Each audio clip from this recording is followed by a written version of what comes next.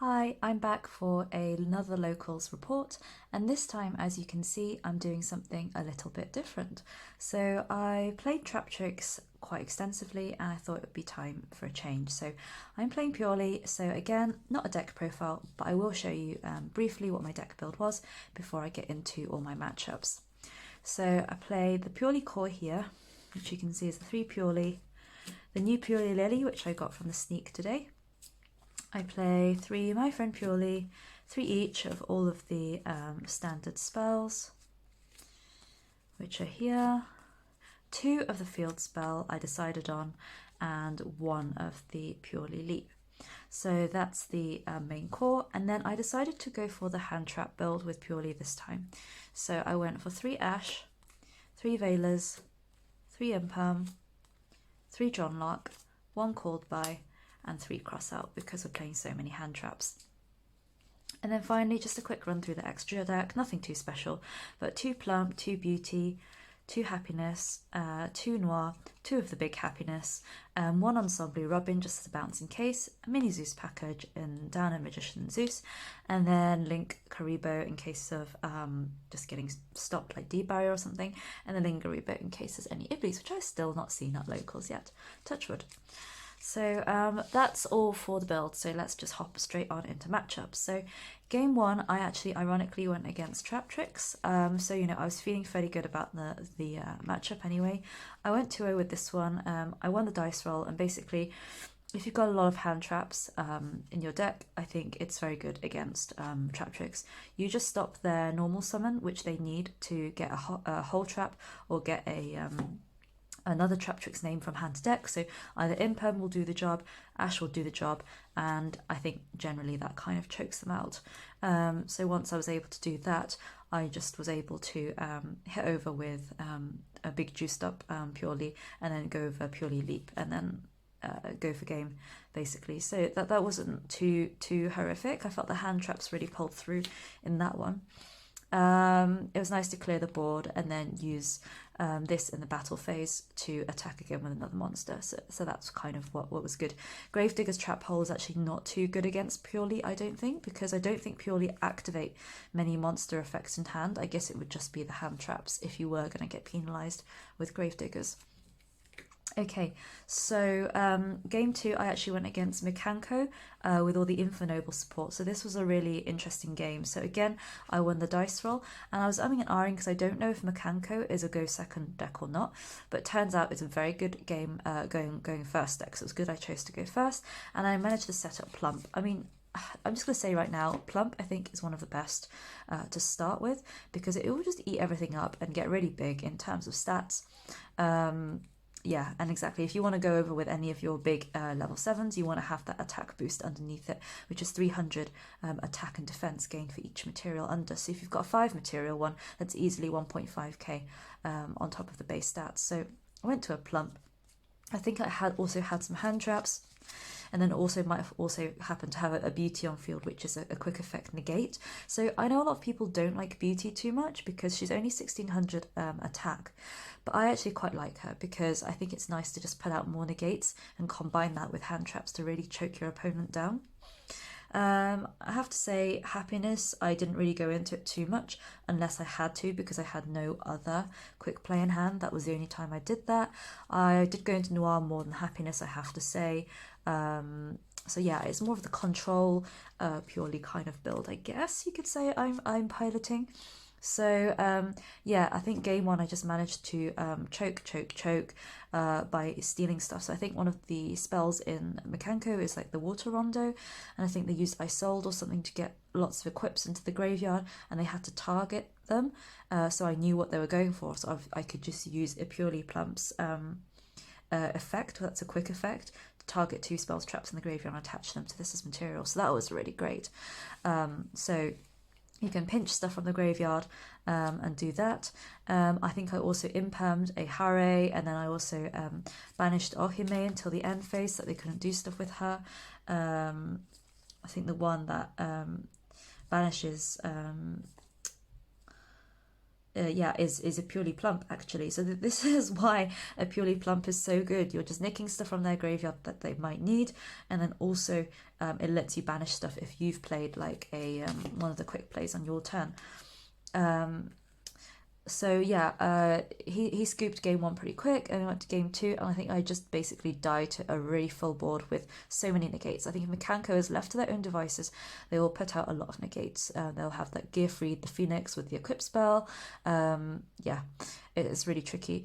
And then game 3, I think we just had 10 minutes left. I went first, and unfortunately, I think I just drew a hand mostly full of hand traps. So I was forced to basically do my friend Purrely, burn myself for 500, managed to choke him out this time. When it passed back to me, I completely got too excited, and I actually sided Dark Ruler No More, and completely forgot that Dark Ruler No More, you just don't do any damage the turn that you use it.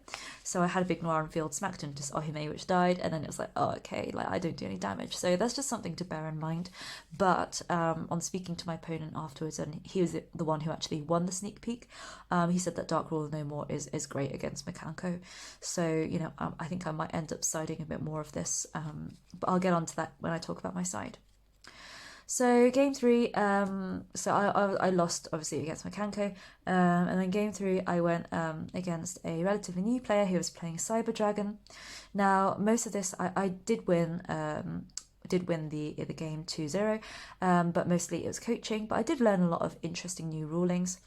For example, I think at one point I had managed to go into a Purrely Happiness, which you can negate all the effects of the monsters they control. So I was just waiting for them to get into some big fusion, and they finally went into, they used Power Bond to go into, I think, Chimera Tech Over Dragon, which I think gains like 5 times 800 attack points because they used 5 materials to fusion summon it.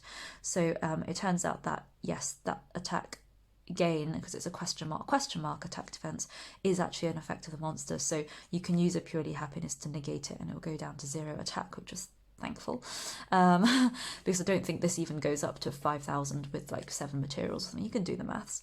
Yeah, and the funny thing is, like, he still had to take the damage with Power Bond, which was like, so I kind of like won that way because he basically burnt himself after I managed to negate that. And then also just another thing I learned about the Cyber Dragon thing is like they'll have Cyber Load Fusion spell, and unless a spell which allows you to fusion specifically says ignoring the summoning conditions, you won't be able to get out a fusion monster that says something like this card must be summoned by doing XYZ. So that was interesting to clarify. So most of that game was just me reading my opponent's cards and sort of learning how that worked and just making sure that everything was legal. So yeah, so I won that 2-0, and then I went on to my game 4, which was a really fun game actually, against kind of a mirror match. So I actually went against Purrely Naturia, which was very interesting because there's not too much synergy between the two, but I think the small Naturia package of like, you know, Mole Cricket, and then tributing it as quick effect to special summon both Camellia and Sunflower out. So we actually ended up doing like this really insane kind of thing where we did like I ended up making a 6 material Zeus. I think it had a plump with like 3 materials or 4 materials, and then I put a download on top of it, and then I put a Zeus, so I ended up with 6 materials. Which was perfect because I was turn player, so I wanted to basically bomb the field because he had just too much on it. And I basically detached 2. He activated the Camellia and milled 2 to negate. I just attached another 2, and then he did it again by tributing the 2, and then I did it one last time as you know, to clear the field. So making a 6 mat Zeus was actually very, very handy at that point, and I grinded that game out. I think that really helped.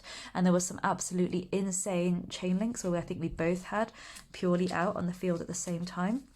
The thing is, with like a Purrely mirror match, when you go and nick spells and traps, yeah, you can nick the Purrely spells and traps that are in your opponent's graveyard. I mean, why would you not? So if they want to attach it using plump, you then just chain your own plump, and nick the ones that they wanted to. And then that sort of led to some really kind of silly chain links. I think we got to chain link 6 because he used the sunflower to negate again, and then I used because it's a negate and destroy, and then I think I used one of my purely quick plays. Yeah, I think it might have been Happy Memory to chain to that's chain link 4 to stop my plump from being destroyed, even though it was negated, and yeah, it just went on. So that was really, really fun. And then I think I don't know how I managed to, but I managed to grind that one out as well. So I won that. I think something to think about when going against purely players is that they might not always have the best spell in hand. So often, if they don't, they'll want to dig for it using my friend Purrely, which is why I don't know if you can see that there is a conspicuous absence of any card draw power. Because firstly, I feel like my friend Purrely is so powerful. You pay 500 and you just reveal 3 of the same card, and your opponent just has to add that one to your hand. So it's as good as saying, yeah, I'm going to add anything. And then secondly, you've got inbuilt draw power in the form of the brand new Purrely Sleepy Memory, where you can just draw a card during your opponent's standby, and it's not even once per turn or once per card. It's you get a card for each one attached. And I've been told that if you ash the draw effect, you can only ash 1, because they're all non-spell, they're all not quick play, so they're just normal spell speed. So you activate 1, then they ash, and then you just activate the other 2. So that's why yeah, I don't think playing say Pot of Prosperity is necessarily particularly useful, because you can already dig with my friend Purrely for what you want, and then you can draw with Sleepy Memory without risking extrav and getting rid of random cards that you might need from your extra deck, because I think it'd be heartbreaking if I just banished by accident both of my plump or both of my noir. Yeah, I was meant to have a game 5 as well, but my opponent dropped, so I got the win. So I ended up going 4-1, which is pretty cool, and I ended up ranking 3rd at my locals today, which I think is actually my record. I don't think I've gotten higher than 7 before, and that was back when I played Ishizu tournaments. I guess now I just want to talk about some of my top tips or things that I felt were interesting to summarize.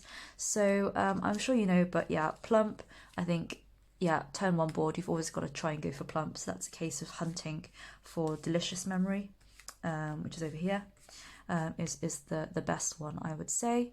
And then the card draw I kind of touched on. Yeah, what I did was, if I had more than 1 copy of Sleepy Memory in my hand, I would have plump here, just do 1 on my turn and attach it under there, and I would set the other one such that I could use it in the opponent's draw phase or standby phase, flip it and attach, and that way you get both the draw 2 as well as the effect that the next battle or effect damage you take this turn will be 0. So you're protecting yourself as well. So that's why I don't just spam both on my turn. I put 1 and wait. So that's kind of cool. And I've also been told that with this card now, I think this card, I know I only ran it at 1, but I think it's got legs, because I didn't realise that you only have to return it to the extra deck during the end phase of the next turn. So if you just activate it on your opponent's turn, you still have your big level, your big rank 7 during your turn, which you can attack with. So not only have you interrupted them loads with Purrely Noir on their turn by just compulsing whatever it is they have, by detaching 2 materials, you've also got a big thing for your turn as well, provided you haven't detached too many. So I found that kind of cool. So that's, and then with this card as well, you can also just, let's say you've got a really big level 2 with, so it is a plump that's just been souped up, it's got loads of attack. You attack with plump, and then you activate Purrely Leap on your turn, and then you put the big happiness over it, and then you attack again for 2.5 plus everything else that's underneath it, as long as they've got a clear board. So I think this can be used very, it's very versatile. It's not only defensive on your opponent's turn if you want to go into Noir, or it can be very offensive on your turn once you've cleared their board.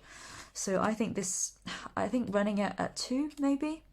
I feel like 3 is maybe a little bit too bricky.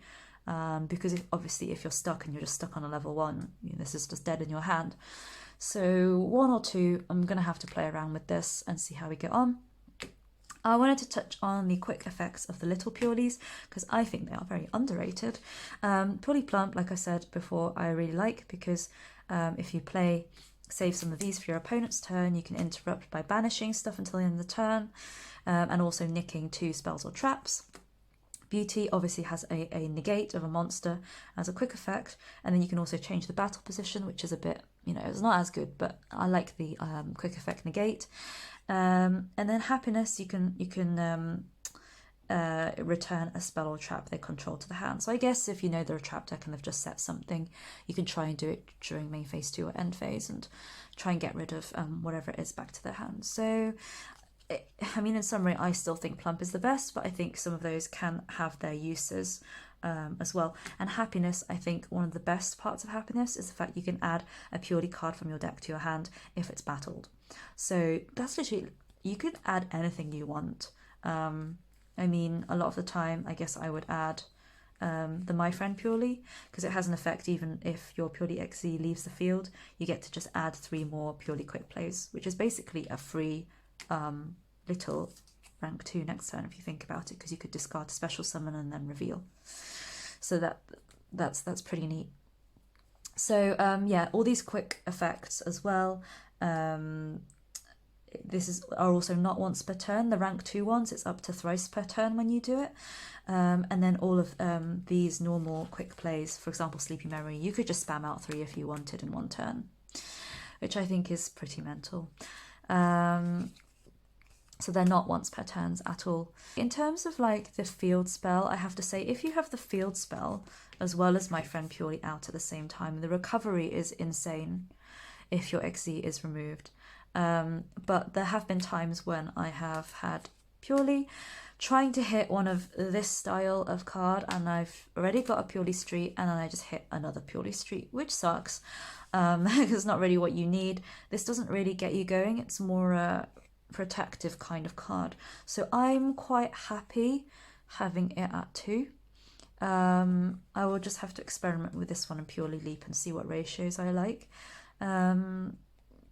So I'll have to have a think about that one. It does feel quite nice that they can't target things the turn you special summon, which is because I think what this deck lacks is protection against spell or trap destruction, or even imperms. Protection against spell and traps, basically, I think is what it's weak at.